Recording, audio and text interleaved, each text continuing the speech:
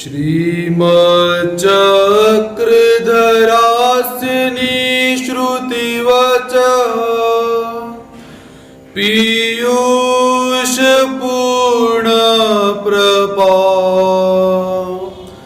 पाथोदपथि पान्थमन्थरपरि श्रान्तस्य लोकस्य स्फुरजित भीमभवाटवी समतट स्तम्नागदेवं सदा सारासार विचार सुंदर गिरां पारंगतं नौम्यहम् पारंगतं नौम्यहम्। श्री गोपाल कृष्ण महाराज की जय।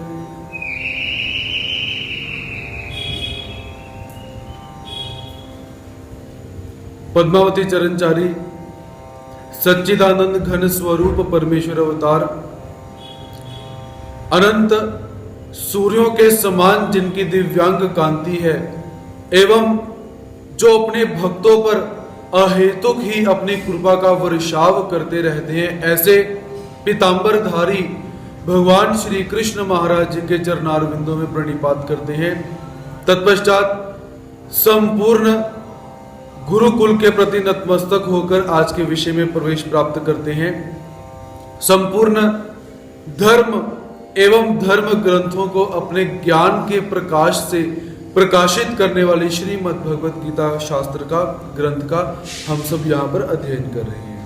तो कल के सत्र के अंदर भगवान श्री कृष्ण महाराज जी अर्जुन को ज्ञान का निरूपण करते हैं विज्ञान सहित, जिसके अंतर्गत परमात्मा अपना ऐश्वर्य एवं सर्वव्यापकता का निरूपण अर्जुन को करते हैं कि हे अर्जुन, मैं इस सृष्टि का महाकारण हूं, मूल कारण हूं। इस सृष्टि में प्रत्येक वस्तु का कारणीभूत मैं हूं, ऐसा भगवान श्री कृष्ण महाराज जी अर्जुन से निवेदन करते हैं। तो ऐसा भगवान श्री कृष्ण महाराज जी को महाकारण वही जान सकता है जो भगवान जी का ज्ञानी है। जो ज्ञानी नहीं है, अज्ञानी है, वह परमात्मा के इस गूढ़ रहस्य को जान ही नहीं पाता है और परमात्मा के इस रहस्य को न जानकर वह अज्ञानी देवताओं की, जीवों की भक्ति करता रहता है। ऐसा हमने कल के सत्र में अध्ययन करा। और परमात्मा भी क्या करते हैं कि ऐसे जीवात्माओं को भी देवताओं की तरफ लगने देते हैं कि जाओ, जहां पर तुम्हें अच्छा लगता है वहां पर जाकर कार्य करो। तो परमात्मा अर्जुन से निवेदन करते हैं कि हे अर्जुन, जो जो भक्त जिस जिस देवता का श्रद्धा पूर्वक पूजन करता है या करना चाहता है, मैं उस देवता में ही उसकी श्रद्धा को दृढ़ कर देता हूं। तो यहां पर हमें एक ये भी संकेत प्राप्त होता है कि परमात्मा जबरदस्ती किसी भी जीवात्मा को अपनी तरफ आकर्षित नहीं करते हैं, क्योंकि जबरदस्ती अपनी भक्ति वही करवाता है जिसके अंदर कोई कमी हो। आप लोगों ने देखा होगा कि प्राय जितने भी मनुष्य इस संसार के अंदर हैं, वह किसी ना किसी को अपना गुलाम बनाकर ही काम करवाना चाहते हैं कि मेरी श्रेष्ठता व्यक्त हो और दूसरे की न्यूनता व्यक्त हो। इस भाव से कार्य किए जाते हैं कि हमारा संप्रदाय आगे जाए, हमारा जो व्यक्तित्व है, हमारी पर्सनैलिटी है वो आगे जाए, ऐसा वो व्यक्ति विचार करते हैं।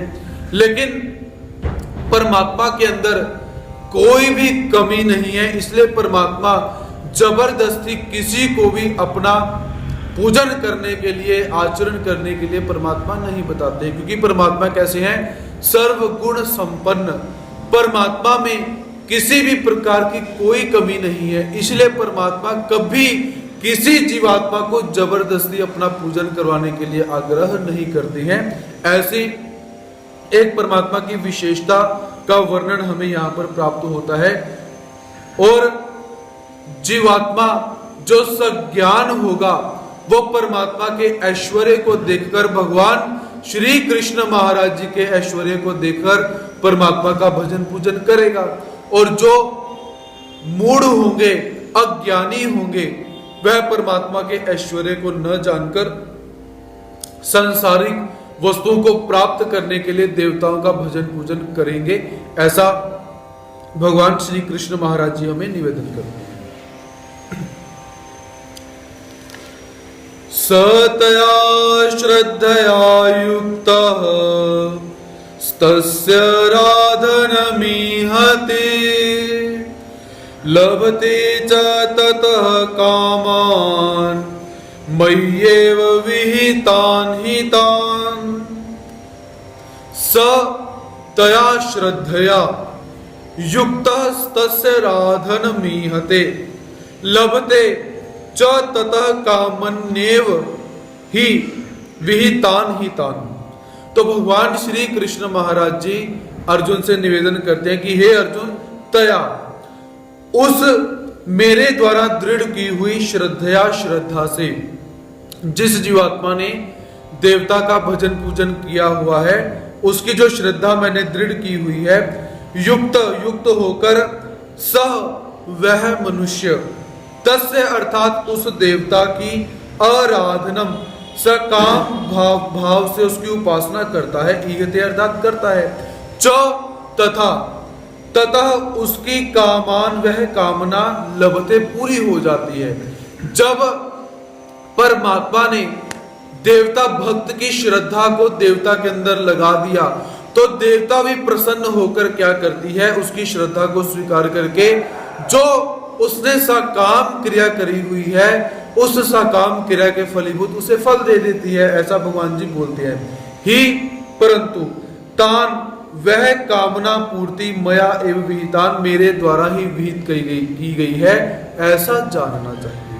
परमात्मा महाकारण कैसे हुए, इस विषय में परमात्मा यहां पर बताते हैं कि किसी जीवात्मा ने देवता की भक्ति करी साकाम भाव से, देवता की भक्ति करी और देवता उस साकाम भाव से प्रसन्न हो जाती है, तो प्रसन्न होने के फल स्वरूप देवता ने उस जीवात्मा की इच्छा को पूरा कर दिया। ऐसा विधान हम देखते हैं।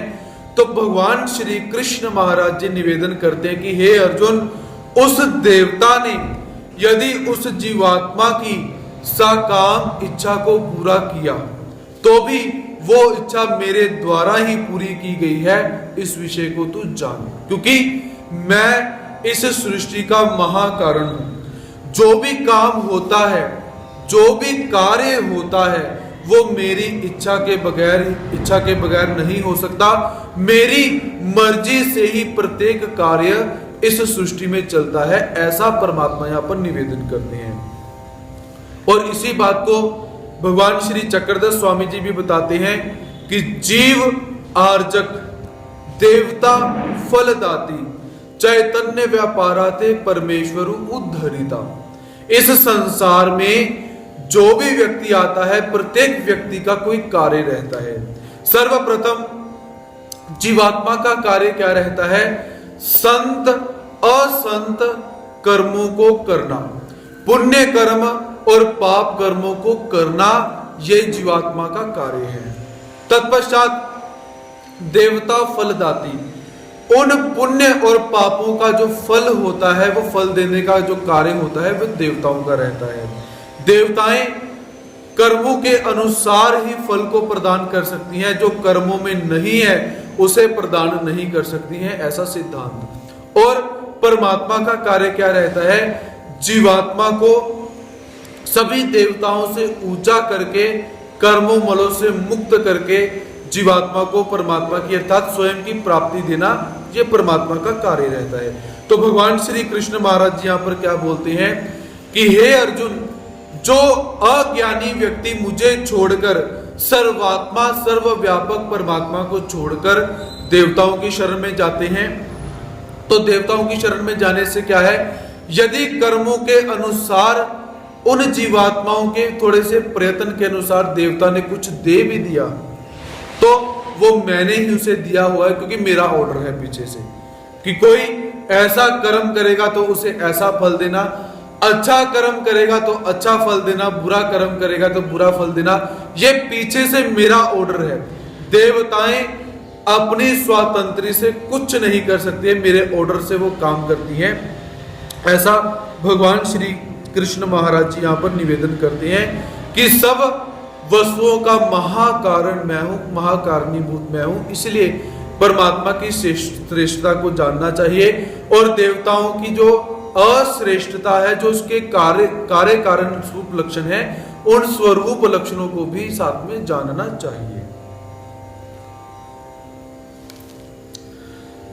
अंतवत्तु फलम तेषां तद्भवत्यल्पमेधसाम् देवान् देवयजो यान्ति मद्भक्ता यान्ति मामपि। अंतवत्तु फलम तेषां तद्भवत्य अल्पमेधसाम् देवान देवयजो यान्ति मद्भक्ता यान्ति मामपि। यह बहुत ही महत्वपूर्ण श्लोक है। जो व्यक्ति देवताओं की सत्ता को स्वतंत्र नहीं मानते और परमात्मा की सत्ता को भी स्वतंत्र नहीं मानते हैं, उन व्यक्तियों को प्रमाणीभूत आप ये श्लोक बता सकते हो। जो व्यक्ति ऐसा निवेदन करते हैं कि भगवान और देवताएं एक ही होती हैं, उनके लिए ये प्रमाण स्वरूप श्लोक यहां पर परमात्मा बताते हैं।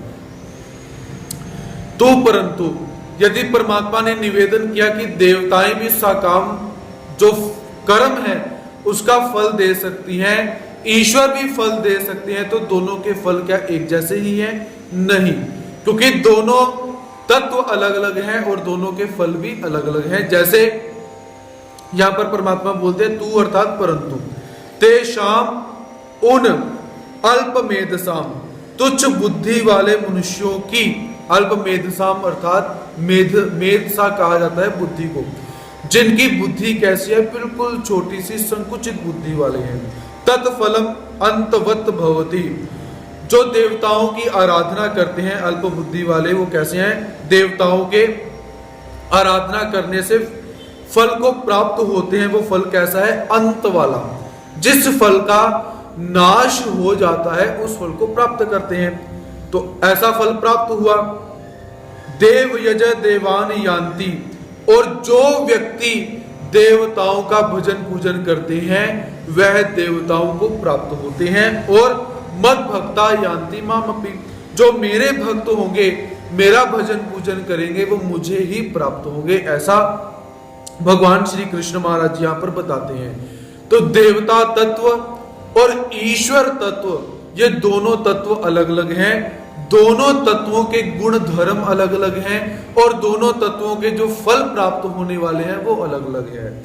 जैसे उदाहरण स्वरूप में आपको मैं समझाना चाहूं, जैसे जो पेय पदार्थ होते हैं, पीने वाले पदार्थ होते हैं, उनमें जो ठंडा पदार्थ होगा उसका गुण धर्म फल अलग रहेगा। आप किसी शीत पेय को पीते हो, आपको अंदर से ठंड महसूस होती है, अच्छा लगता है। उसी प्रकार शीत पेय को पिया तो अच्छा लगा, उष्ण पेय को पिया तो भी अच्छा लगा। जैसे चाय इत्यादि हम पीते हैं, तो गर्म वस्तु का सिद्धांत अलग, तत्व अलग, उसका कार्य करने का तरीका अलग, उसका फल अलग। शीत पेय का कार्य अलग, स्वरूप अलग, उसका फल अलग। वैसे ही परमात्मा और देवता ये दो अलग अलग तत्व हैं। देवताएं कैसी हैं? त्रिगुणात्मक। ईश्वर निर्गुण है। देवताएं अज्ञान, अधीन, अविद्या इत्यादि बंधनों से बंधी हुई हैं। परमात्मा किसी भी बंधन में कभी नहीं बंधे हुए हैं। देवताओं को परमात्मा का ऑर्डर लगा रहता है कि ऐसा करना है, सिस्टम से बाहर नहीं जाना। परमात्मा को किसी का ऑर्डर नहीं है। परमात्मा एक छत्र अपना राज्य करते हैं, ऐसे स्वतंत्र परमात्मा है। और देवताएं अपने भक्त की रक्षा नहीं कर सकती, भगवान अपने भक्त की रक्षा कर सकते हैं। देवताओं को यदि भक्ति करते समय किसी देवता भक्त ने थोड़े से आचरण में ढील दे दी, गड़बड़ी कर दी, तो देवताओं को उस व्यक्ति को नरकों में डालना पड़ता है। लेकिन परमात्मा कैसे है, थोड़ी सी ढील भी कर दोगे तो परमात्मा अपने भक्त को नरकों में कभी नहीं जाने देते हैं, ऐसा यहाँ पर भगवान जी बोलते हैं। तो सबसे पहले जो साधक देवताओं की भक्ति करते हैं उनके लिए एक विशेषण परमात्मा निरूपण करते हैं, अल्पमेध साम। अल्पमेध साम अर्थात जिनकी बुद्धि बहुत संकुचित है, छोटी है। कैसे? देवता भक्ति जो करते हैं, तो देवता भक्ति करते समय क्या है, बहुत वर्षों तक साधना करो, और बहुत वर्षों तक साधना करने से क्या है, बिल्कुल थोड़ा सा आपको जो फल है वो प्राप्त होगा, और वो भी फल कैसा है, अंतवत्तु, नाशवान। थोड़ी देर प्राप्त होगा, बाद में वो फल समाप्त हो जाएगा, ऐसा।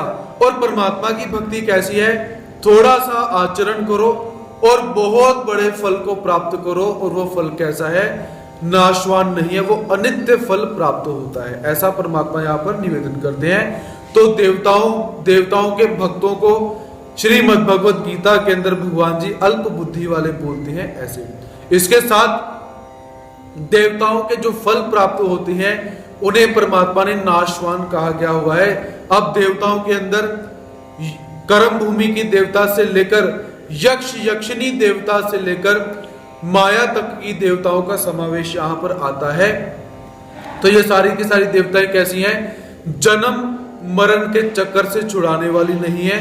थोड़ी देर के लिए आपको शांत करने के लिए सकाम कर्म करते हुए आपको फल प्राप्त हो जाएगा, इसके अतिरिक्त देवताएं आपको कुछ नहीं दे सकती। जैसे एक छोटा सा बालक अपने माता पिता के समक्ष रोता है कि मुझे ये वस्तु चाहिए, मुझे ये वस्तु चाहिए, मुझे ये खिलौना चाहिए, तो कभी कभी माता पिता सक्षम न होने के कारण उस बालक को वो खिलौना नहीं लाकर दे सकते हैं, तो वो माता पिता क्या करते हैं, एक छोटा सा लॉलीपॉप लाकर बच्चे को दे देते हैं, और वो बालक क्या करता है, प्रसन्न हो जाता है और भूल जाता है कि मुझे चाहिए क्या, मैं मांग क्या रहा था।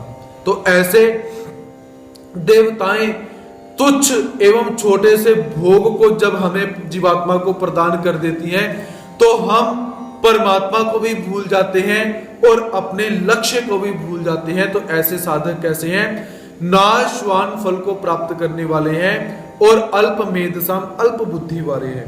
और परमात्मा क्या निवेदन करते हैं, ऐसे साधक जो देवताओं की भक्ति करते हैं वो देवताओं को ही प्राप्त होंगे, जो मेरी भक्ति करते हैं वो मुझे ही प्राप्त होंगे, ऐसा परमात्मा ने सिद्धांत पक्का कर दिया हुआ है।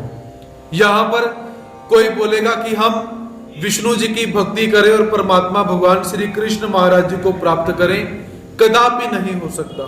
कोई व्यक्ति कहे कि हम महादेव जी की भक्ति करें और भगवान श्री कृष्ण महाराज जी को प्राप्त करें, कभी नहीं हो सकता। कोई बोले गणेश चतुर्थी आई और उस दिन श्री गणेश जी का हमने पूजन कर लिया तो हमें श्री गणेश जी की प्राप्ति हो जाएगी, ऐसा भी नहीं है, गणेश जी की प्राप्ति भी नहीं होगी, क्योंकि देवता विधि का भी हमें संज्ञान इस समय नहीं है। जो भी देवताओं की अच्छी तरह से विधि करने में संलग्न है, किंचित मात्र में ही होंगे। आज के समय में तो केवल अज्ञान होकर ही विधि का पालन किया जा रहा है, ज्ञान का अभाव धीरे धीरे होता जा रहा है, वो देवता धर्म हो या ईश्वर का धर्म हो। तो यहां पर परमात्मा ने देवताओं से अपने आप को अलग बताया हुआ है कि मैं कोई भी देवता नहीं हूं, मैं स्वतंत्र परमेश्वर हूं, मैं स्वतंत्र परमात्मा हूं, मैं स्वतंत्र ईश्वर हूं। मुझे छोड़कर बाकी सारे की सारी जितनी दिव्य शक्तियां तुम देखते हो ये सारी की सारी देवताएं हैं और ये बंधी हुई हैं। और बहुत सारे पुराणों के अंदर हम ऐसे कथाएं देखते हैं कि जिन कथाओं के अंदर प्रत्येक देवी देवता ने भगवान श्री कृष्ण महाराज जी से आकर वरदान मांगा हुआ है। ऐसे बहुत सारी हमें कथाएं प्राप्त होती हैं कि देवी देवताएं भगवान श्री कृष्ण महाराज जी को भी परमात्मा मानती हैं, लेकिन ये जीवात्मा परमात्मा को तो मानता है ही नहीं, और देवी देवताओं से भी अपने आप को बहुत बड़ा मानता है। देवी देवताएं भगवान को भगवान मानती हैं, लेकिन ये जीवात्मा इतना श्रेष्ठ हो चुका है कि भगवान को भगवान मानना पसंद ही नहीं करता। देवी देवताओं को ही परमात्मा मानेगा। जो किसी और को परमात्मा मानते हैं उनको परमात्मा बोलने में इस जीवात्मा को अच्छा लगता है, क्योंकि ज्ञान नहीं है। अज्ञानता के अंदर कुछ भी बोला जाए उसका क्या फायदा। ऐसे परमात्मा के सिद्धांतों को याद रखना चाहिए। जीव, देवता, प्रपंच और परमेश्वर, ये चार पदार्थ अनादि सिद्ध कहे जाते हैं। तो इन चार अनादि सिद्ध पदार्थों में देवता तत्व स्वतंत्र है और परमात्मा तत्व स्वतंत्र है। यदि कोई आपसे पूछे कैसे, तो आप इस श्लोक का उदाहरण दे सकते हो। अध्याय क्रमांक 7 श्लोक क्रमांक 23 का उदाहरण देकर आप बोल सकते हो कि इसमें भगवान श्री कृष्ण महाराज जी ने देवताओं की सत्ता अलग मानी है और ईश्वर की सत्ता को अलग माना हुआ है, ऐसा बता सकते हो। और इसी के अंतर्भूत जो साधक मणिमसानों की पूजा करते हैं वो मणिमसानों को ही प्राप्त होंगे। जो देवताओं की पूजा करते हैं वो देवताओं को प्राप्त होंगे। जो किसी जीव की पूजा करते हैं वो नरकों में जाएंगे और जो परमात्मा की पूजा करते हैं वो परमात्मा को ही प्राप्त होंगे, ऐसा भगवान श्री कृष्ण महाराज यहाँ पर बोलते हैं। इसी के साथ जो परमात्मा के साथ बहुत सारे लोगों को जोड़ते हैं, श्री राधा जी को जोड़ते हैं, विष्णु जी को जोड़ते हैं, महादेव जी को जोड़ते हैं, श्री रामचंद्र जी को जोड़ते हैं, भगवान श्री कृष्ण महाराज जी के साथ अन्य जिन भी साधकों को, देवताओं को जोड़ते हैं, उनके लिए यहाँ पर यही निवेदन है कि परमात्मा यहाँ पर एक ही शब्द का प्रयोग करते हैं, मद भक्ता यान्ति माम अपि। माम अपि अर्थात केवल मुझे ही, अपि शब्द का अर्थ ही भी हो सकता है। एक आदमी कहता है कि मुझे प्राप्त होगा, उसी को आदमी कहता मुझे ही प्राप्त होगा।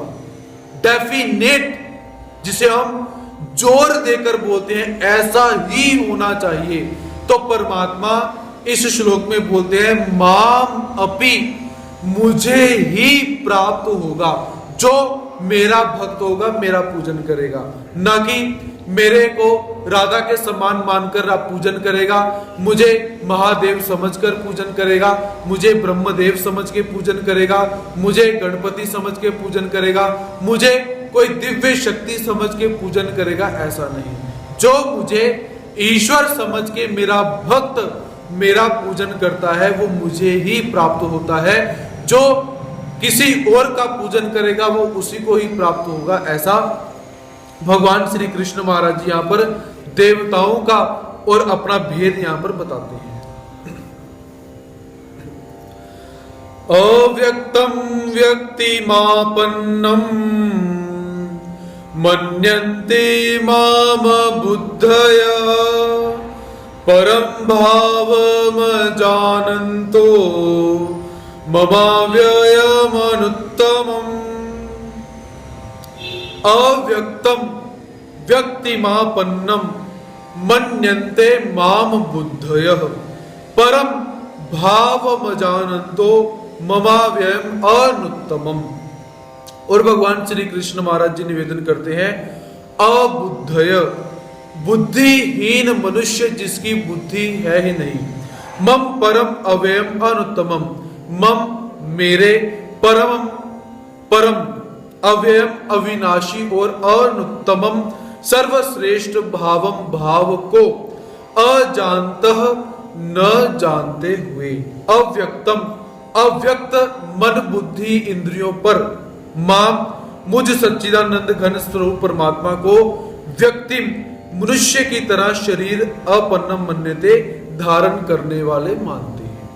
परमात्मा क्या कहते हैं कि हे अर्जुन, जो व्यक्ति बुद्धिहीन होते हैं उनकी गति कैसी होती है, वो मुझे कैसा मानते हैं। वह बुद्धि से रहित व्यक्ति मेरे परम स्वरूप को, अविनाशी स्वरूप को, सर्वश्रेष्ठ स्वरूप को और भाव को नहीं जानते हैं। मेरे अव्यक्त स्वरूप को नहीं जानते हैं और मुझे कैसे है, मनुष्यों की तरह ही मानते हैं। जैसे साधारण मनुष्य जन्म लेते हैं, वैसे ही भगवान श्री कृष्ण महाराज ने जन्म ले लिया, वैसे ही श्री दत्तात्रेय महाराज जी ने जन्म ले लिया, वैसे ही श्री चक्रपाणी महाराज जी ने जन्म ले लिया, वैसे ही श्री गोविंद प्रभु महाराज जी ने जन्म लिया, अवतार लिया, वैसे ही श्री चक्रधर स्वामी जी ने जन्म ले लिया। ये कौन बोलता है? जो अज्ञानी व्यक्ति होता है, जो बुद्धिहीन व्यक्ति होगा, वह परमात्मा के दिव्य अलौकिक अविनाशी तत्वों को नहीं जान सकता है। उसको जानने के लिए क्या है? परमात्मा के ज्ञान की आवश्यकता, संत समागम की आवश्यकता, सत्संग की आवश्यकता। तो परमात्मा यहां पर यही निवेदन करते हैं कि ये मुझे छोड़कर जितने भी इस संसार के अंदर जीवात्मा देवताओं की भक्ति कर रहे हैं, वो कैसे हैं? बुद्धिहीन, अबुद्धय। परमात्मा ने अबुद्धय शब्द देवताओं के साधकों के लिए यहां पर प्रयोग किया हुआ है। जो श्री कृष्ण को छोड़कर, परमात्मा श्री कृष्ण को छोड़कर देवताओं की भक्ति में जो संलग्न है, उन्हें अबुद्धय श्रीमद् भगवत गीता कहती है। ऐसे साधक मन में विचार करते हैं कि परमात्मा भी जीवात्माओं की तरह है। जैसे किसी का इस संसार में जन्म हुआ, वैसे ही परमात्मा भी जन्म लेते हैं। लेकिन जो परमात्मा का भक्त होता है, वह परमात्मा के जन्म को कभी जन्म नहीं बोलेगा। वह बोलेगा कि परमात्मा कभी जन्म नहीं लेते, परमात्मा अवतार लेते हैं, और परमात्मा कभी मरते भी नहीं है। परमात्मा अपने धाम में चले जाते हैं। अपने मरना और जीना परमात्मा के शरीर में, मायापुर में है ही नहीं। ऐसे जो बुद्धिमान होते हैं, वो परमात्मा के सर्वोपरि सर्वगुण संपन्न स्वरूप को जानकर परमात्मा की भक्ति करते हैं। और जो अबुद्धय होते हैं, वो परमात्मा को जानते ही नहीं। यदि श्री कृष्ण की भक्ति करने का सुयोग प्राप्त भी हो गया, तो भी ऐसे अबुद्धय व्यक्ति क्या बोलते हैं? राधे राधे। श्री कृष्ण भक्ति का योग यदि प्राप्त हो भी जाता है, तो भी उसके अंदर खंड पैदा हो जाता है, अज्ञानता प्रवेश कर जाती है। परमात्मा का शुद्ध विज्ञान सहित ज्ञान उन जीवात्माओं को प्राप्त होता ही नहीं, क्योंकि अविद्या के, अज्ञान के अनंत द्वार हैं। अज्ञान कहां से प्रवेश करेगा, अविद्या कहां से प्रवेश करेगी, पता ही नहीं चलेगा। इसलिए परमात्मा बोलते हैं, हे अर्जुन, ज्ञान को विज्ञान सहित जानो, तो जानकर तुम परमात्मा को प्राप्त कर लोगे, योगारूढ़ हो जाओगे, स्थित प्रज्ञ हो जाओगे, सम हो जाओगे। यदि ज्ञान का अभाव हो गया तो पतित हो जाओगे। जैसे कलयुग के जीव कहने के लिए तो श्री कृष्ण भक्ति करते हैं, कहने के लिए तो भगवान श्री कृष्ण महाराज जी को परमात्मा मानते हैं, लेकिन मानते ही है। मानना अर्थात भाई तुम परमात्मा हो, ठीक है, अपनी जगह पे बैठे रहो, हमारा जो दिल करेगा हम करेंगे। सोमवार आया यहां जाएंगे, मंगलवार आया यहां जाएंगे, बुधवार आया यहां जाएंगे, अगले दिन दिल नहीं किया कहीं नहीं जाएंगे। ऐसा तुम परमात्मा हो, बैठो, हमारा जो दिल करेगा हम करेंगे। ऐसा मूढ़ प्राणी जीवात्मा परमात्मा को नाराज करता है, अबुद्धय। इसलिए परमात्मा इस जीवात्मा को अबुद्धय बोलते हैं। अबुद्धय अर्थात जिसकी बुद्धि नहीं है। ऐसे परमात्मा भगवान श्री कृष्ण महाराज जी श्लोक में बताते हैं, नाहं प्रकाशः सर्वस्य योगमाया समावृतः मूढ़ोऽयं नाभिजानाति लोको मामजमव्ययम्।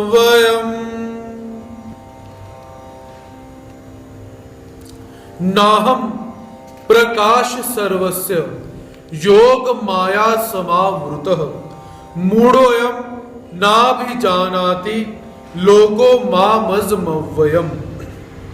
भगवान श्री कृष्ण महाराज जी क्या कहते हैं? अयम मूढ़ः लोक। अयम अर्थात यह, मूढ़ अर्थात मूढ़, और शुद्ध हिंदी के भाषा के अंदर मूर्ख। लोक मनुष्य समुदाय, माम अजम मुझे अज, और अव्ययम अविनाशी न अभिजानाति, ठीक तरह से नहीं जानते हैं। जितने भी मूढ़ प्राणी हैं इस संसार में मनुष्य रूप के अंदर, वह मुझे अज नहीं जानते हैं, अजन्मा नहीं जानते हैं, अविनाशी नहीं जानते हैं। सर्वस्य वह उन सबके सामने योग माया समावृता, योग माया से अच्छी तरह से ढका हुआ अहम प्रकाश न, मैं प्रकाश नहीं होता हूं, मेरा प्रकाश नहीं होता है। तो परमात्मा निवेदन करते हैं कि वो जीवात्मा मेरे सच्चे स्वरूप को क्यों नहीं जान पाते हैं, ऐसा क्या हुआ?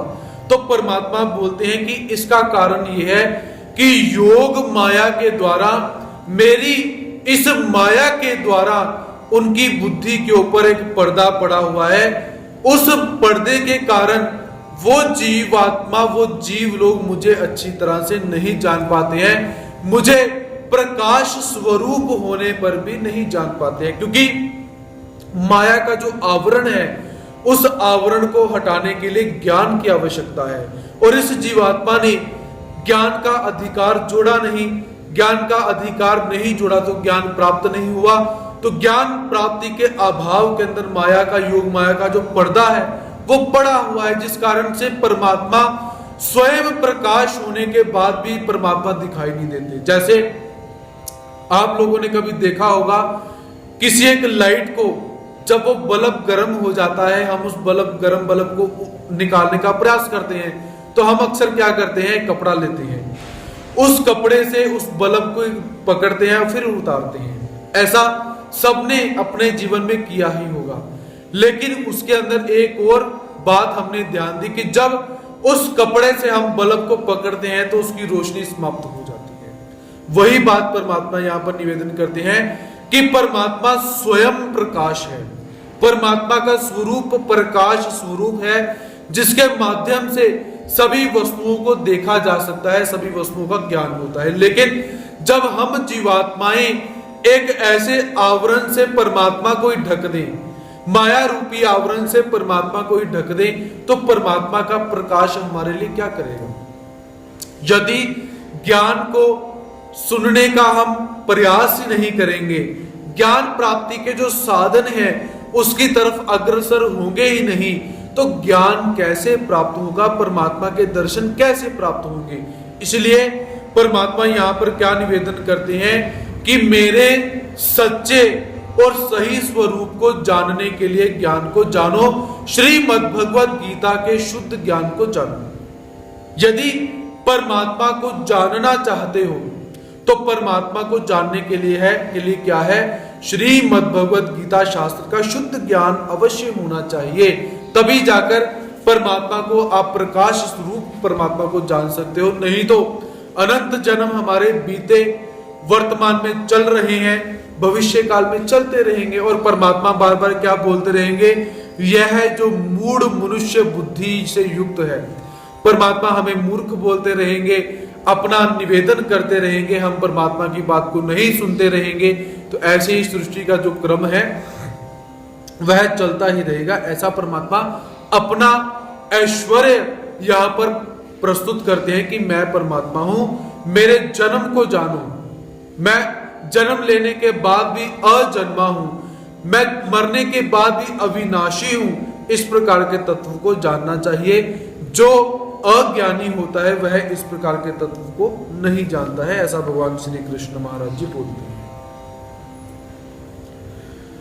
वेदाहं समतीतानि वर्तमानानि चार्जुन भविष्यानि च भूतानि मां तु वेद न कश्चन।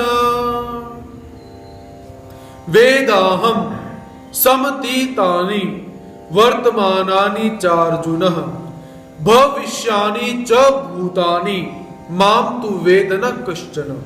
हे अर्जुन, भूतानि समतीतानि, जो प्राणी भूतकाल में हो चुके हैं, जब वर्तमानानि, जो वर्तमान में है, जब भविष्यानि, और जब भविष्य में होंगे, उन सब प्राणियों को तो अहम वेद, मैं जानता हूं।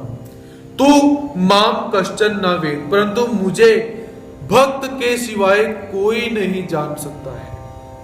परमात्मा क्या निवेदन करते हैं कि हे अर्जुन, जो प्राणी भूतकाल में हो चुके हैं, जो प्राणी वर्तमान समय में जीवित हैं और जो प्राणी भविष्य काल में जन्म लेने वाले हैं, ऐसे सभी प्रकार के सभी जीवात्मा, भूत भविष्य वर्तमान, परमात्मा ने इसलिए बोला कि इसमें सभी प्राणी आ चुके हैं। तो प्राणी शब्द के अंदर भी क्या है, भूतानी शब्द के अंदर जितने मनुष्य लोग, मनुष्य हैं, पशु पक्षी जलचर भूचर खेचर जितने भी हैं, सभी ये सभी के सभी मुझे नहीं जान सकते हैं। मैं तो इनको जानता हूं कि ये कौन है, कौन कौन से कर्म इन्होंने किए, आगे कौन कौन से कर्म ये करेंगे, मैं सब कुछ जानता हूं, लेकिन मुझे कोई नहीं जानता, मुझे कोई नहीं जानता। अर्थात एक भक्त के सिवाय, ज्ञानी के सिवाय मेरे सच्चे और सत्य स्वरूप का को कोई नहीं जान सकता है। ऐसा भगवान जी यहां पर बताते हैं। माम तू वेद न कश्चन, अर्थात कोई नहीं जानता, कोई नहीं। इसका मतलब क्या है कि हजारों में से कोई एक व्यक्ति जानता होगा। जो भगवान जी ने क्या बोला था कि हे अर्जुन, मनुष्याणाम सहस्रेषु कश्चित यतति सिद्धये यतताम अपि सिद्धानाम कश्चिन माम वेति तत्वतः। माम वेति तत्वतः, मुझे तत्व से कोई हजारों में एक जानता है। उसी बात को भगवान जी क्या बोलते हैं, न तो वेद माम कश्चन, मुझे कोई नहीं जानता, क्योंकि हजारों में से एक आधा जानेगा तो उसमें वो नहीं हो गया। हजारों में से एक आधे व्यक्ति ने परमात्मा को जान लिया, तो इतने लोगों की भीड़ में एक कहां दिखाई देगा। इसलिए परमात्मा बोलते हैं न तू माम वेद कश्चन, मुझे कोई भी नहीं जानता है मेरे भक्त के सिवाय। और भक्त और ज्ञानी को कितने होते हैं, 100 में से 2%, 100 में से 98% आम जनता होगी और 2% परमात्मा के भक्त और ज्ञानी होंगे, ऐसा हम देख सकते हैं। इसलिए परमात्मा बार बार ये निवेदन करते हैं कि मुझे कोई नहीं जानता है। ऐसा परमात्मा ने यहां पर निवेदन किया हुआ है। इच्छा द्वेष समुत्थेन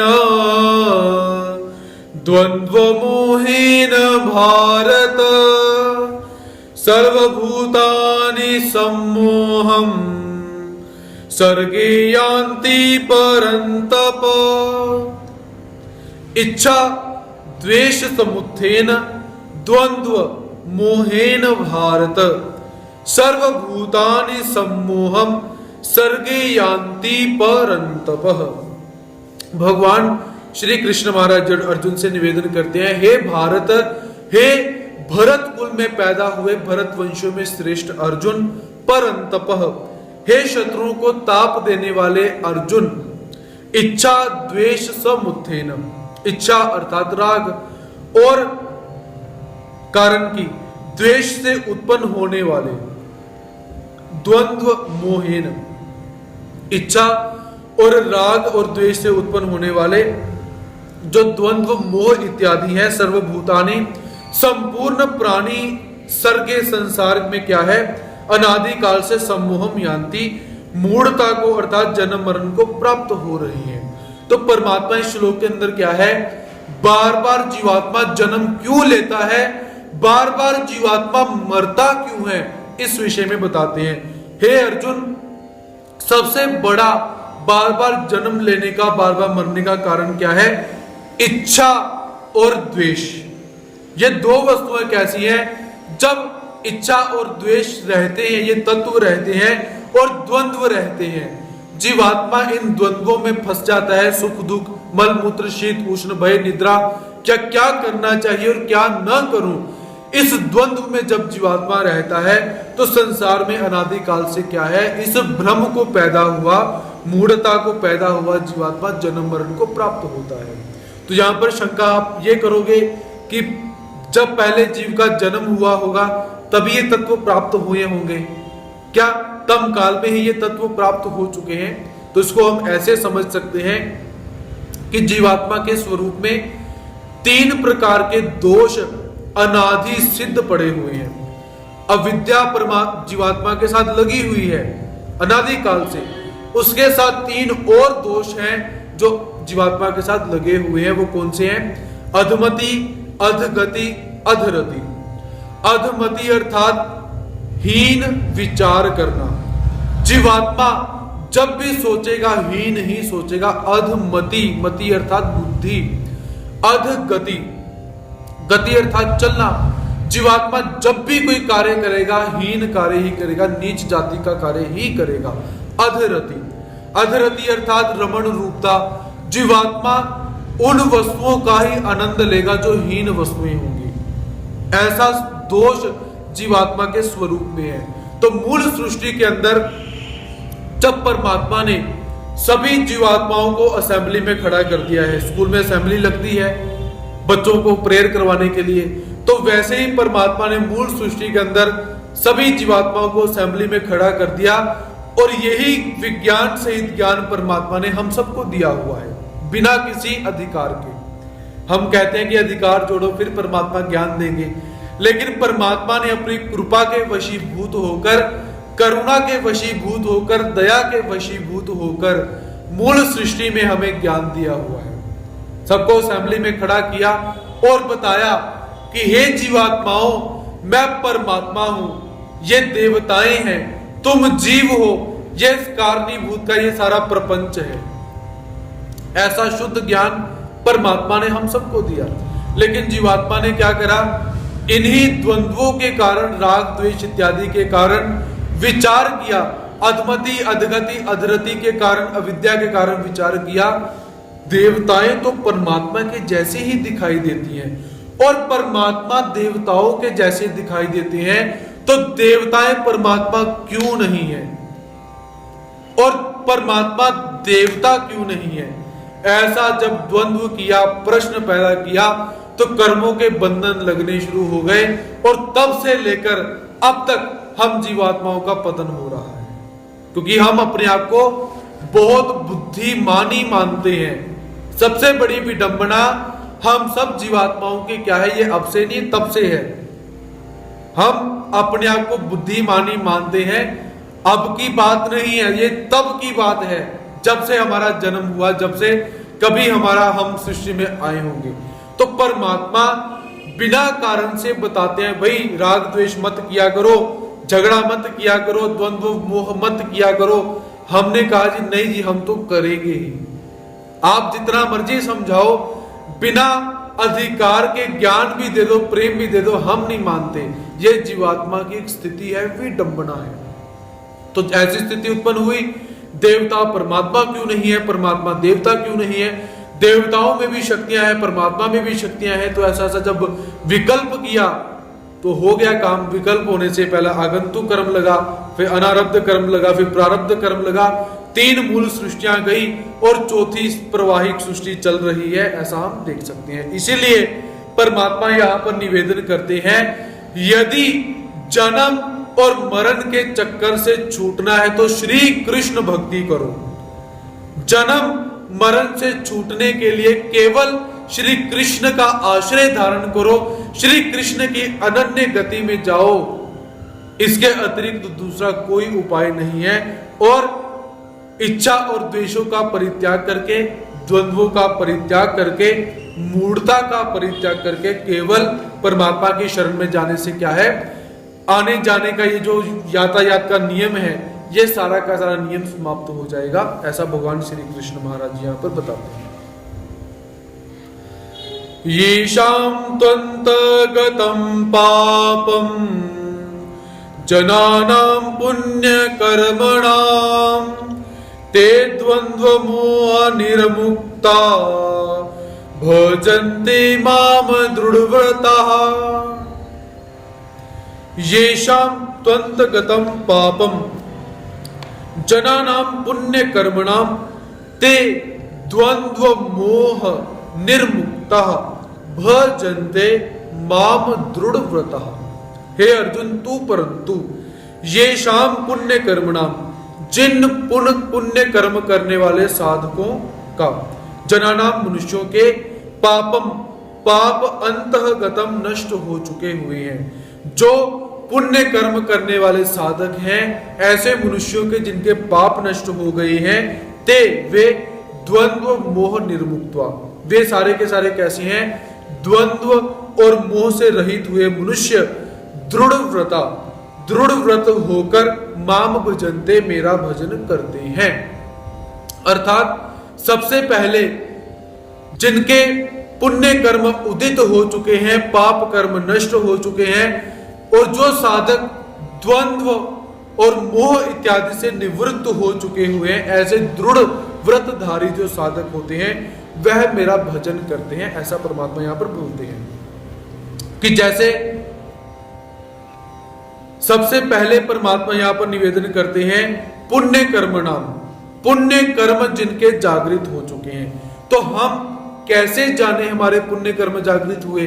मान लीजिए आप परमात्मा का भेद जान चुके हो, देवताओं का भेद जान चुके हो, आपको सत्संग प्राप्त हो रहा है, श्रीमद् भगवद गीता का, ब्रह्म विद्या शास्त्र का आप श्रवण करते हो और शुद्ध श्री कृष्ण भक्ति परक संप्रदाय से आप संबंधित हो, तो आप जानिए कि आपके पुण्य कर्म, पुण्य संस्कार जागृत हो चुके हैं। सबसे पहला, उसी के साथ यदि आप उन तत्वों पर चलना शुरू कर देते हो, धीरे धीरे उन तत्वों को अपने जीवन में ढालने का प्रयास आप करते हो, तो जानिए आपके धीरे धीरे पाप नष्ट हो रहे हैं। क्योंकि पाप कैसे हैं? हमें पुण्य कर्म करने में बाधा लेकर आते हैं, अड़चन लेकर आते हैं। तो जब आप परमात्मा के मार्ग पर धीरे धीरे आरूढ़ होना शुरू हो जाते हो, तो समझिए कि आपके पाप नष्ट हो चुके हैं। उसके साथ द्वंद्व, मोह, आसक्ति, ममता इत्यादि जितने भी कल्मशों का हमने श्रवण किया है, आपके मन के धीरे धीरे ये भाव समाप्त हो जाते हैं और आप अपने आप को दृढ़ व्रत के अंदर धारण करते हो। दृढ़ व्रतधारी होकर जब परमात्मा का भजन शुरू कर देते हो, तो समझिए कि हम उद्धार की तरफ जाते हैं। तो ऐसा परमात्मा यहां पर निवेदन करते हैं कि हे अर्जुन, मेरे भक्त इस स्थिति के अंदर आकर मेरा भजन करते हैं, मेरा पूजन करते हैं, और मेरे भजन पूजन करने से उन्हें मेरी प्राप्ति हो जाती है। और जो इस दृढ़ व्रत में न धारण होकर, पापों को नष्ट न करके, पुण्य कर्मों को न करके अपना जीवन व्यतीत करते हैं, तो उन्हें नरक प्राप्त होंगे। देवताओं की भक्ति करते हैं तो देवताओं की भक्ति प्राप्त हो जाएगी। ऐसा भगवान श्री कृष्ण महाराज जी यहाँ पर पुण्य और जो पाप है उसका वर्णन करते हैं। तो हमारे शास्त्रों के अंदर संतों ने जो पाप है उस पाप को क्या बताया हुआ है कि 1.5 प्रकार का ही पुण्य होता है और 1.5 प्रकार का ही पाप होता है। तो इसे हम कैसा जाने? परमात्मा से विमुख हो जाना उसे पूरा पाप कहा जाता है, और परमात्मा से विमुख होकर निषेध का आचरण करना उसे आधा पाप कहा जाता है। जीवात्मा 1.5 पाप का ही आचरण करता है। जब भगवान श्री कृष्ण महाराज जी से जीवात्मा विमुख हो गया, उसने 1 पाप कर दिया, बाद में निषेध का आचरण किया, आधा पाप कर दिया। पुण्य भी इसी प्रकार 1.5 प्रकार का ही है। कैसे? जिस जीवात्मा ने अपने आप को भगवान श्री कृष्ण महाराज जी के समक्ष रखा, उसने 1 पुण्य कर लिया। भगवान के सम्मुख होने के पश्चात विधियों का पालन किया, उसने आधा पुण्य कर दिया। 1.5 ही पुण्य होता है और 1.5 ही पाप होता है, ऐसा हम यहां पर जान सकते हैं। ऐसे साधक की अवस्था क्या होती है, इस विषय में परमात्मा यहां पर बताते हैं। जरा मरण मोक्षाय मामाश्रित्य यतन्ति ये, ते ब्रह्म तद्विदु कृतस्नम् अध्यात्मं कर्म चाखिलम्। जरा मरण मोक्षाय मामाश्रित्य यतन्ति ये, ते ब्रह्म तद्विदु कृतस्नम् अध्यात्मं कर्म चाखिलम्। हे अर्जुन, जरा मरण मोक्षाय, जरा कहा जाता है बुढ़ापे को, मरण अर्थात मृत्यु, मोक्षाय अर्थात मोक्ष को। वृद्धावस्था और मनुष्य से मृत्यु से मुक्ति पाने के लिए ये जो मनुष्य माम आश्रयंती, जो मेरा आश्रय धारण करते हैं, आश्रय लेकर प्रयत्न करते हैं, ते तत् ब्रह्म कृतस्नम, वे साधक कैसे हैं? वे उस ब्रह्म को कृतस्नम अर्थात संपूर्ण अध्यात्म को च अखिलम कर्म विदु और संपूर्ण कर्मों को जान जाते हैं, ऐसा भगवान जी यहां पर निवेदन करते हैं। जो साधक वृद्धावस्था और मृत्यु से मुक्ति पाने के लिए जो मनुष्य मेरा आश्रय धारण करते हैं और मेरे आश्रय को धारण करके प्रयत्न भी करते हैं, वे साधक कैसे हैं? मेरे को जानकर, ब्रह्म स्वरूप को संपूर्ण जानकर संपूर्ण कर्मों से विमुक्त हो जाते हैं, ऐसा जानना चाहिए। तो परमात्मा शब्द ज्ञान के अंदर ही कर्मों से मुक्त होने का एक उपाय यहां पर निवेदन करते हैं। वो उपाय कौन सा है? कि सबसे पहले परमात्मा का आश्रय लेना, परमात्मा के आश्रित हो जाना, संसार का आश्रय छोड़कर परमात्मा के आश्रित होकर कर्मों को करना। वृद्धावस्था प्राप्त सबको होगी, मृत्यु भी सबको प्राप्त होगी। जो साधक परमात्मा का है उसे बुढ़ापा नहीं आएगा, मृत्यु नहीं आएगी, ऐसा नहीं है। हम यहां पर यह देख सकते हैं कि बुढ़ापा तो उसे आएगा, लेकिन बुढ़ापे से, वृद्धावस्था से जो दुख होते हैं वह दुख उस साधक को नहीं भोगने पड़ेंगे। उसके साथ मृत्यु भी उसे आएगी, लेकिन मृत्यु के जो दुख होते हैं वो दुख उसे नहीं भोगने पड़ेंगे। ऐसा जो वृद्धावस्था, मृत्यु और दुखों से छूटने के लिए केवल परमात्मा का आश्रय ले लेता है और परमात्मा का आश्रय लेकर साथ में प्रयत्न भी करता है, तो वह साधक कैसे है? ब्रह्म को अच्छी तरह से जान सकता है। और जिसने ब्रह्म को अच्छी तरह से जान लिया हुआ है, ब्रह्म के अनुसार गतिविधियों को जो करता है, वो स्वयं सभी कर्मों से मुक्त हो जाता है, ऐसा तुझे जानना चाहिए। हम जब शांकर वेदांत देखते हैं, उसका अध्ययन करते हैं, तो उसमें शांकर वेदांत के अंदर सबसे प्रथम हमें क्या प्राप्त होता है? अथातो ब्रह्म जिज्ञासा।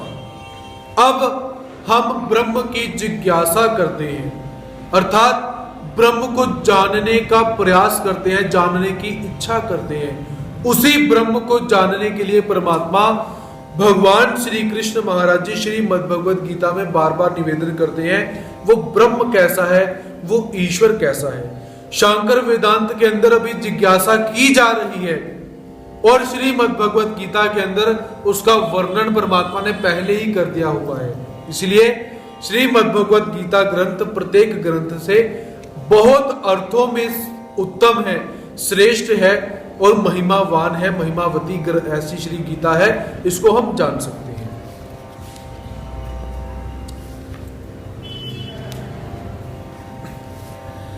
सादि भूतादि दैवं मां साधि यत्नं च ये विदु प्रयाण काले अपि च मां ते विदुर्युक्त चेतसः।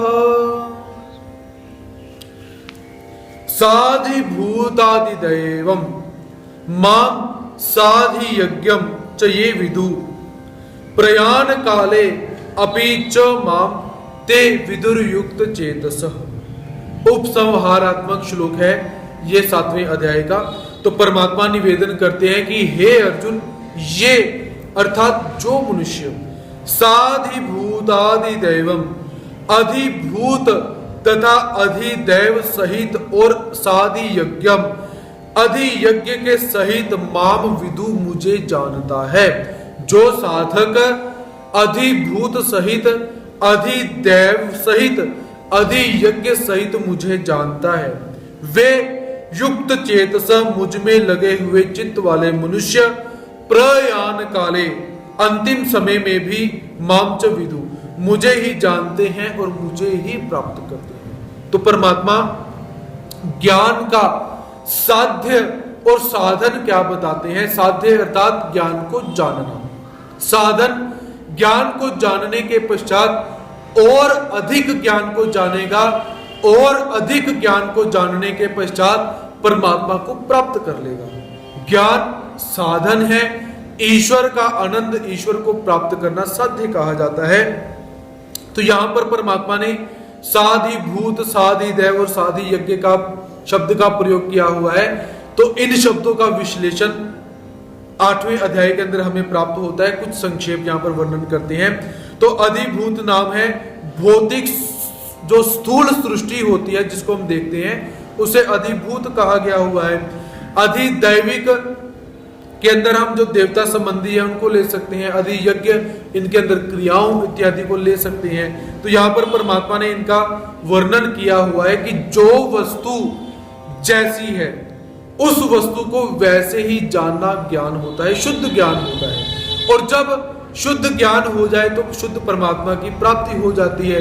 शुद्ध ज्ञान केवल ब्रह्म विद्या शास्त्र एवं श्रीमद् भगवद गीता के अंदर ही हमें प्राप्त होता है।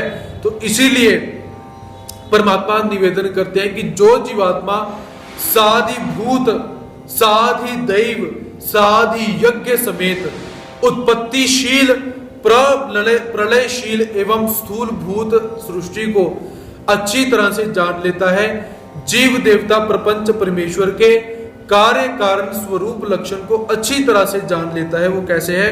अच्छी तरह से मुझ में अपने मन को लगा सकता है। और जिस साधक ने अच्छी तरह से मेरे में मन लगाया हुआ है, जो मत परायण हो चुका है, मत आश्रय हो चुका हुआ है, ऐसा साधक क्या है?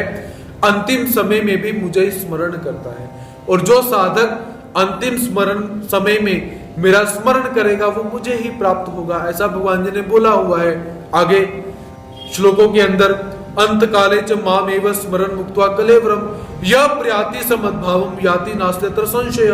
कि हे अर्जुन, जो साधक अंत समय में मेरा भजन पूजन करेगा, मेरा स्मरण करेगा, उसे मेरी ही प्राप्ति होगी, वो कहीं दूसरी जगह पर नहीं जाएगा, किसी देवी देवता के धाम में नहीं जाएगा, वो मुझे ही प्राप्त होगा। वही बात परमात्मा यहां पर भी निवेदन करते हैं कि जो साधक तत्व सहित मुझे जानता है, विज्ञान सहित मेरे ज्ञान को जानता है, तो मेरे में मन लगाए हुए अंतिम समय में भी वो मेरे ज्ञान का ही स्मरण करता है, मेरे मार्ग का ही अनुसरण करता है, विधियों का पालन करता है, निषेधों से दूर रहता है। ऐसी अवस्था के अंदर प्रयाण काले जब उसकी मृत्यु हो जाती है तो वो मुझे ही प्राप्त करता है। ऐसा भगवान श्री कृष्ण महाराज जी यहाँ पर निवेदन करते हैं। तो इस अध्याय के अंदर भगवान श्री कृष्ण महाराज जी ने सूक्ष्म दृष्टि से ज्ञान सहित विज्ञान सहित ज्ञान का निरूपण किया हुआ है। और इसी अध्याय के अंतर्भूत परमात्मा ने उसी तत्व का निरूपण किया जिस तत्व को परमात्मा ने मूल सृष्टि में हम सबको बताया था। जो फर्स्ट क्लास परमात्मा ने हमारी ली थी वही बात यहां पर बताते हैं। इस अध्याय को ज्ञान सहित विज्ञान इसलिए कहा गया हुआ है कि इसके अंदर परमात्मा ने एक ऐसे तत्व का निवेदन किया हुआ है जिस तत्व को सहसा कोई समझ नहीं पाता। वो तत्व क्या है? देवताओं का और परमात्मा का भेद। देवताओं की और परमात्मा की भिन्नता यहां पर परमात्मा ने बताई हुई है। और समाज के अंदर इस भिन्नता को समझने के लिए प्रत्येक साधक योग्य नहीं है, प्रत्येक साधक अधिकारी नहीं है। इसलिए इस अध्याय का अपने स्थान पर ज्ञान रूप में बहुत महत्व है। तो भगवान इस संपूर्ण जगत के महाकारण हैं। इस तत्व को दृढ़ता पूर्वक जानना इसे ज्ञान कहा जाता है कि परमात्मा प्रत्येक वस्तु के महाकारण है, इसे ज्ञान जानेंगे। और भगवान के सिवाय दूसरी चीज इस संसार में कुछ नहीं है, इसे हम विज्ञान बोल सकते हैं। पहले सकारात्मक फिर बाद में नकारात्मक, सब कुछ जो है वो परमात्मा है, महाकारण परमात्मा है, इसे ज्ञान कहा जाता है। परमात्मा के अतिरिक्त दूसरा कुछ भी नहीं है, इसे विज्ञान कहा जाता है।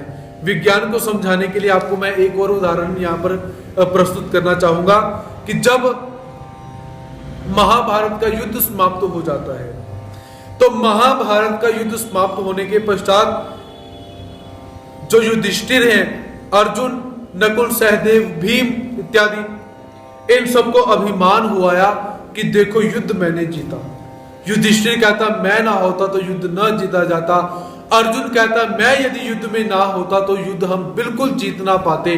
भीम कहता मैं बलशाली भीम ना होता तो युद्ध हम ना जीत पाते। नकुल सहदेव कहते हम ना होते युद्ध हम ना जीत पाते। ऐसे जब सभी को अभिमान ने घेर लिया तो परमात्मा निवेदन करते हैं भाई अपना अपने अपने पाप का अपने पुण्य का स्वयं निर्णय नहीं लेते।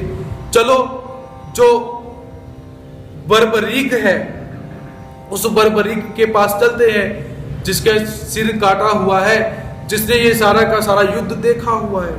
तो ऐसा बर्बरीक जो 3 बाण लेकर आया हुआ है, तो 3 बाण कैसे मृत्यु लोक पाताल लोक और स्वर्ग लोक को भेद कर सकता है, ऐसा बर्बरीक।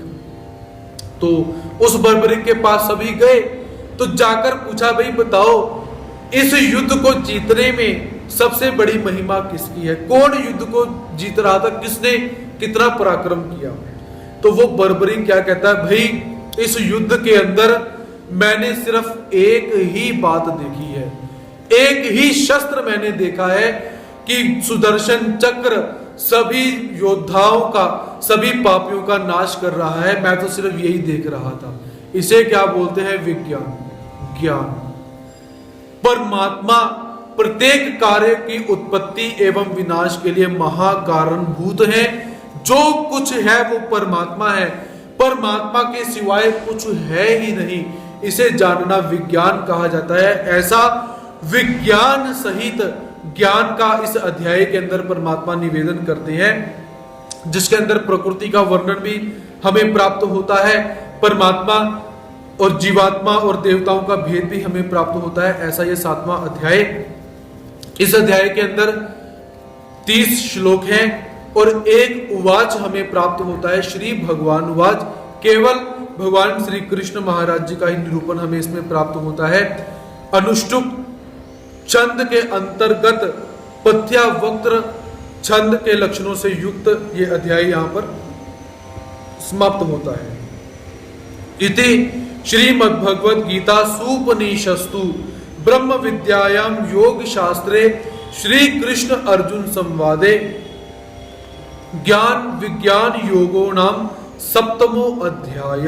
इति अर्थात इस प्रकार श्री मायापुरधारी अवतार के द्वारा निरूपित मत महान भगवत अर्थात भगवान श्री कृष्ण महाराज जी के द्वारा किंवा 6 प्रकार के जो भग होते हैं ऐश्वर्य इत्यादि, इनके द्वारा संपूर्ण गीता जो शास्त्र है वो कैसा है, जिस गीता शास्त्रों में से उपनिषदों ने तत्व को ग्रहण किया हुआ है, जिस शास्त्र के अंदर ब्रह्म विद्या शास्त्र भरा हुआ है, योग शास्त्र भरा हुआ है, और जो श्री अर्जुन और भगवान श्री कृष्ण महाराज जी के संवादात्मक ग्रंथ हमें प्राप्त होता है, उस ग्रंथ का ज्ञान विज्ञानात्मक 7वां अध्याय यहां पर समाप्त होता है। तो आज का सत्र भी हम यहीं पर सत्र को विराम देते हैं।